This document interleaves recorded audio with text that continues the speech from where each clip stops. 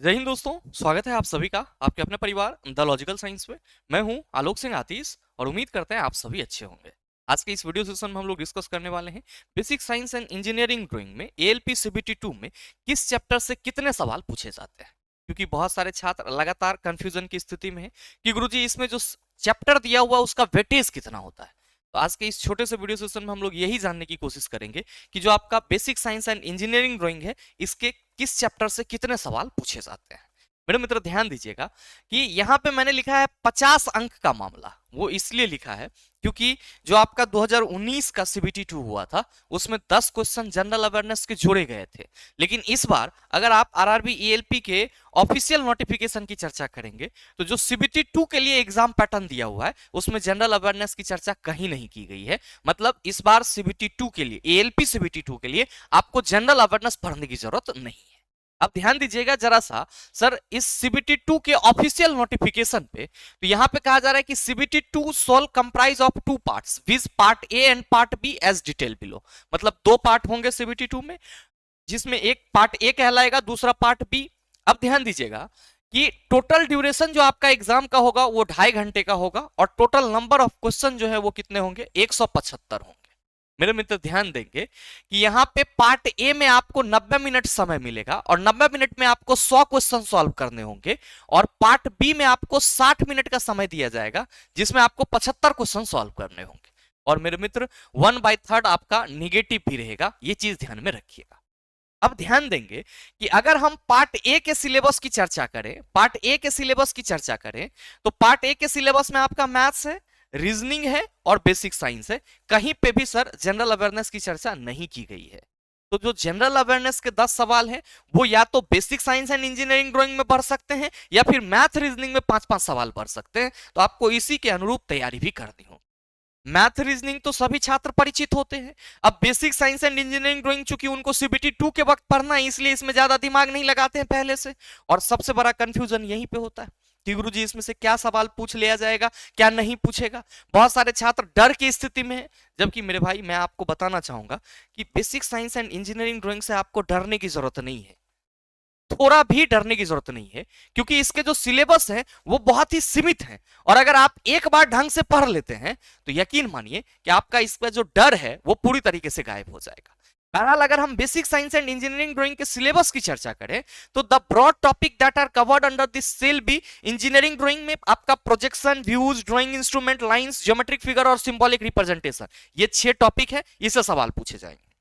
ध्यान देंगे। आगे है unit measurement, mass, weight and density, work, energy and power, speed and velocity, heat and temperature, basic electricity, lever and sample machine, occupational safety and health, environment education और IT literacy. बस इतने topic से आपको सवाल पूछे जाएंगे। आप ये मान सकते हो कि मिनिमम 40 सवाल तो आएंगे ही आएंगे, मैक्सिमम आपका 50 भी हो सकता है अगर जनरल अवेयरनेस के क्वेश्चन को इसमें शामिल कर लिया जाए तो। अब ध्यान ये दीजिएगा कि इन सभी चैप्टर से जो हैं जो सवाल पूछे गए हैं, अगर आप 2019 के सीबीटी 2 के पैटर्न को थोड़ा सा एनालिसिस करेंगे तो मेरे मित्र आप सभी क्या पाएंगे, आप सभी पाएंगे कि जो सवालों की संख्या रही है वो कुछ इस तरीके से है। ध्यान दीजिएगा कि ये जो आपका इंजीनियरिंग ड्राइंग वाला टॉपिक है, जो इंजीनियरिंग ड्राइंग वाला टॉपिक है जिसमें आपको प्रोजेक्शन पढ़ने हैं, views, drawing instrument, lines, geometric figure, symbolic representation, क्योंकि ये पिछले बार न्यू सिलेबस में ऐड किया गया था तो सर उस वक्त इस पूरे होल सिलेबस से, इस पूरे होल सिलेबस से मात्र सर 5 से 6 क्वेश्चन पूछे गए थे। इस पूरे होल सिलेबस से मात्र 5 से 6 क्वेश्चन आपको देखने को मिले थे, या आप ये मान के चल सकते हो कि 4-5 ऐसा। अब किसी किसी शिफ्ट में प्रोजेक्शन से सवाल पूछा गया है, किसी में नहीं है, किसी में लाइन से पूछ लिया, किसी में ज्योमेट्रिक फिगर से पूछ लिया, एक आध दो शिफ्ट में आपको सिंबॉलिक रिप्रेजेंटेशन से सवाल देखने को मिल गया। तो मेरे मित्र जो इंजीनियरिंग ड्राइंग का मामला है, जब पिछली बार आपका सीबीटी 2 हुआ था 2019 में तो वहां पे इससे सर 5 से 6 क्वेश्चन आए थे, लेकिन सीबीटी 2 में 2019 में तो 40 क्वेश्चन पूछे गए थे। बाद बाकी के जो 34 क्वेश्चन थे वो कहां से आए थे मेरे मित्र? 34 क्वेश्चन में आपका ये वाला हिस्सा वर्कशॉप कैलकुलेशन का है, आईटी लिटरेसी भी पढ़ना है आपको और ऑक्यूपेशनल सेफ्टी एंड हेल्थ भी पढ़ना है, इन्वायरमेंट भी पढ़ना है। तो जो 5-6 क्वेश्चन के अलावा बाकी के क्वेश्चन थे वो इन सभी टॉपिक से थे। और जरा सा गौर फरमाएंगे तो यूनिट एंड मेजरमेंट से आपको 1 से 2 सवाल देखने को मिले थे। मास, वेट एंड डेंसिटी से सर 4 से 5 सवाल देखने को मिले। स्पीड एंड वेलोसिटी से 2 से 3 सवाल देखने को मिले थे प्रत्येक शिफ्ट में। वर्क एनर्जी एंड पावर से भी आपका 2 से 3 सवाल। हीट एंड टेम्परेचर से सर 5 से 6 सवाल। बेसिक इलेक्ट्रिसिटी से 5 से 6 सवाल। सिंपल मशीन से 3 से 4 सवाल। मोटा मोटी मेरे मित्र अगर आप वेटेज की बात करेंगे तो आप क्या पाएंगे, मैं यहां पे स्टार मार्क लगा रहा हूं कि मास, वेट एंड डेंसिटी से 4-5 सवाल पूछे गए हैं, मतलब चैप्टर की अहमियत है। मेरे मित्र हीट एंड टेम्परेचर से 5 से 6 सवाल पूछे गए हैं, मतलब चैप्टर की अहमियत है। जो आपका सिंपल मशीन है 3 से 4 सवाल पूछे गए हैं, चैप्टर की अहमियत है। बेसिक इलेक्ट्रिसिटी आप कहेंगे सर 5 से 6 सवाल पूछे गए, मतलब आप कह सकते हो सर ये भी चैप्टर हमारे लिए इंपॉर्टेंट है। ऐसे तो पूरे सिलेबस आपके लिए इंपॉर्टेंट है, लेकिन एक हाईलाइटेड देखना चाहेंगे कि सर सबसे ज्यादा वेटेज किसका है, तो ये 3-4 चैप्टर आप देख रहे हैं जिससे आपको 4-5-5-6 क्वेश्चन इस तरीके से देखने को मिले। अब मेरे मित्र अगर आप इस पूरे unit and measurement, mass, weight and density, speed and velocity को आईटीआई के सिलेबस के अकॉर्डिंग देखोगे तो मैंने आपको कई बार बताया है कि that's all are fall in the workshop calculation. ये सब के सब कहां मिलते हैं हमको, वर्कशॉप कैलकुलेशन में मिलते हैं। और ओवरऑल इन सातों चैप्टर को अगर आप जोड़ेंगे सर 2019 के CBT2 में, तो आप पाएंगे कि आपका 25 से 30 सवाल यहां से देखने को मिल गए थे। 25 से 30 सवाल यहां से देखने को मिल गए थे।